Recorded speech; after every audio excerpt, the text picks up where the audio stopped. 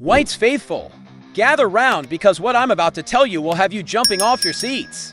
The emotions at Elland Road have been through the absolute ringer these past few weeks, and Saturday's events have completely turned everything upside down. We've got THREE massive stories that have sent shockwaves through the Leeds United universe. And trust me, you're going to want to hear every single word of this. First, we've got a director who went from public enemy #1 to potential hero overnight, and journalists are now saying he deserves an immediate pay rise. Then, we've got our manager achieving something that matches the legendary status of a certain Argentine maestro we all remember so fondly. And finally, there's a concerning twist involving one of our new stars that could change everything. The Whites faithful have been through hell and back this season, the transfer window drama, the Fulham heartbreak, the mounting pressure, but Saturday at Molineux changed everything. Smash that like button if you're ready for this emotional roller coaster. Drop a comment with your thoughts.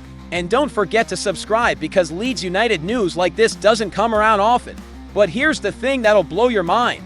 It all starts with a man who was getting absolutely slaughtered by our fans just weeks ago. And now he might just be a genius. Let me tell you about this incredible turn of events. The first bombshell involves none other than Adam Underwood. Yeah, that's right. The same director who had Leeds fans absolutely fuming during the transfer window. Remember how we were all raging at him after that disastrous end to the summer window? The Whites faithful were calling for heads, questioning every decision, wondering if we'd ever get our act together in the transfer market. The man was getting crucified on social media, with fans demanding his resignation after what looked like another failed transfer period. But Saturday's 3-1 demolition of Wolves has completely flipped the script on this whole narrative. You see, it was Anton Stach who absolutely stole the show at Molineux. And guess who was responsible for bringing this magician to Elland Road? Our very own Adam Underwood. This £17.5 million signing from Hoffenheim didn't just score any goal.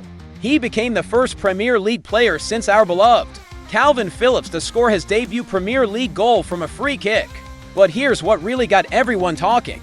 Tom columnist from the Daily Mail came out and said something that would have been laughable just weeks ago. Whoever at Leeds identified Anton Stach deserves an immediate pay rise. Can you believe that? From villain to potential hero in the space of 90 minutes.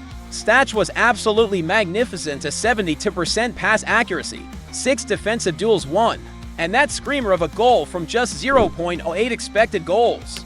The man was everywhere, controlling the midfield like he'd been playing Premier League football his entire life.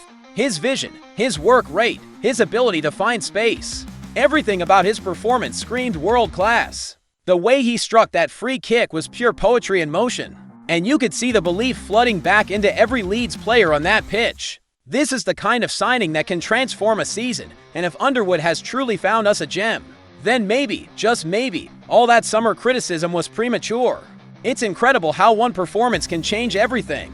But here's where it gets even more interesting.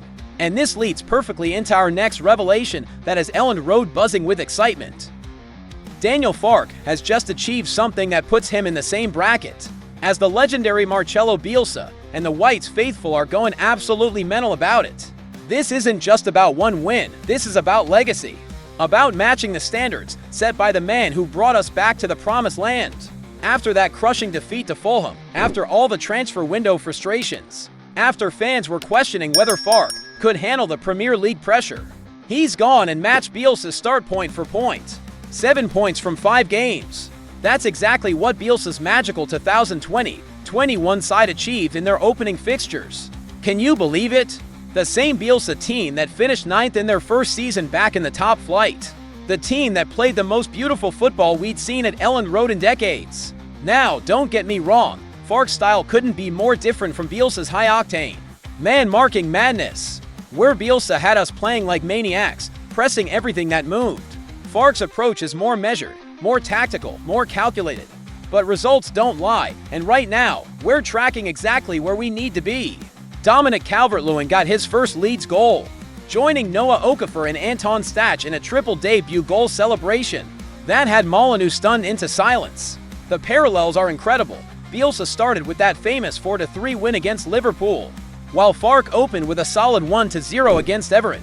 Both managers faced early setbacks but bounced back with character and determination. Both had to deal with transfer window chaos and fan pressure. Yet both found ways to get results when it mattered most. What's even more impressive is that Farke's already achieved more than 50% of what Southampton managed all last season. That's mental when you think about it. We're 5 games in and already looking like a team that belongs in this division. The tactical flexibility, the way players are buying into his system, the resilience shown after setbacks, it's all pointing to something special brewing at Elland Road. This comparison with Bielsa gives us so much hope for what's coming next. But here's where the story takes a worrying turn that could derail everything we've just celebrated. And this third piece of news has got me genuinely concerned about what's coming next. Just when everything seemed perfect in Leeds United land, Noah Okafor's limping exit from Molineux has sent alarm bells ringing throughout Elland Road. This is the cruel reality of football, isn't it? One moment you're celebrating your first goal for the club, looking absolutely unstoppable with 6 completed dribbles and 8 ground duels won, and the next moment Bjorn Kroos is spotting you limping down the touchline with that all too familiar look of concern. Okafor was absolutely sensational in those 70 minutes, a constant threat down the left flank, terrorizing Wolves defenders with his pace and trickery. He scored from just 0.15 expected goals, showing that killer instinct we've been crying out for all season. The way he cut inside, the way he linked up with Calvert-Lewin, the way he stretched their defense. It was everything we'd hoped for when we signed him. But now we're left wondering, is this another injury setback for a player who's already had his share of fitness concerns? Remember, this is a lad who arrived at Leeds with question marks over his injury record, and he's already suffered 1 setback since joining us.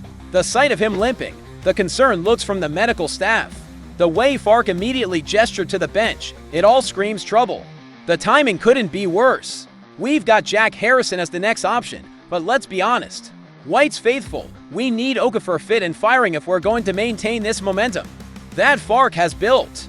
Harrison's a decent player, but he doesn't have that X factor, that ability to create something from nothing that Okafor brings to our attack. With Tottenham away next weekend, followed by tricky fixtures against Burnley and West Ham, every single player is crucial to our survival battle. Lose Okafor for any extended period, and suddenly our attacking options look very thin indeed. This could be the difference between maintaining our Bielsa matching start and sliding into another relegation scrap. Farke himself was keeping things humble after the win, saying, "I like to stay humble. We analyze what we have to do. It's a long road," but privately, you know he must be sweating about losing one of his key attacking threats. Just as things were clicking into place, the medical team will be working overtime to assess the damage, and every Leeds fan will be holding their breath for the next update. This injury scare could change everything we've just celebrated. Hit that like button if this roller coaster of emotions sounds familiar. Drop your thoughts in the comments about whether you think we can handle these injury concerns. And make sure you're subscribed for all the latest Leeds United drama. So here's the question that's keeping every member of the Whites faithful awake tonight. Can Farke's Leeds maintain this Bielsa matching momentum? Or will injuries and Premier League pressure derail our dreams once again? Only time will tell, but one thing's for certain, supporting Leeds United is never ever boring. What do you think happens next for our beloved Whites?